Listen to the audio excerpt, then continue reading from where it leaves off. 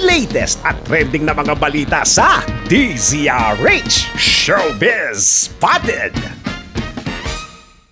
Jay Cuenca at Chi Filomeno kumpirmadong nasa dating stage na ang relasyon. At Andrea Brillantes, aminadong gwapong-gwapo sa anak ni Ina Raimundo na si Jacob. Kumpirmadong nasa dating stage na ang relasyon ni Jay Cuenca at Chi Filomeno. Ginawa ng 27-year-old actress ang kumpirmasyon sa isang media conference. Ayon kay Chi, very gentleman at marespeto si Jake sa kanyang mga desisyon. Dagdag pa niya, willing to wait din daw ang aktor. Nang matanong naman ito kung tila may takot ba siya sa posibleng issue ng pagiging rebound, gayong alam ng publiko ang naging hiwalayan ni Jake at ng ex-girlfriend nitong si Kylie Versosa, ang pahayag ni Chi, tiwala siyang mature enough ang aktor para hindi pumasok sa isang bagay na hindi pa ito handa o fully committed.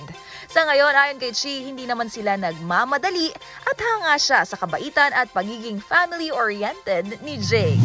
Samantala, sa iba pang balita, Gumugapon na ako sa kanya dati pa. Hi Jacob, if you're watching, I'm single now.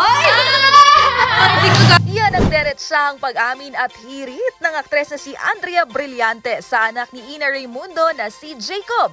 Nang lumabas ang pangalan nito sa nilalaro nilang Date or Pass Challenge sa isang YouTube vlog.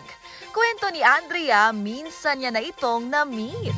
Dati, nagpakilala siya sa akin. Kasama ko yun, I was diba? with Bea, kaso ka-holding hands ko yung ex ko nun. Tapos at that time talaga nagpakilala siya, hey, I'm Jacob, ganyan. Kahit nandun yung ex niya. Agad naman itong tinukso ng kanyang mga kaibigan pero paglilinaw ng aktres, date lang naman daw kung sakali. Mga gunitang ilang buwan nang nakalipas mula noong naging mainit na pinag-usapan ang hiwalayan ni na Andrea Brillantes at ng basketballistang si Richie Rivero. Habang ang 19-year-old namang si Jacob ay kasalukuyang nag-aaral abroad at isa ring college baseball player.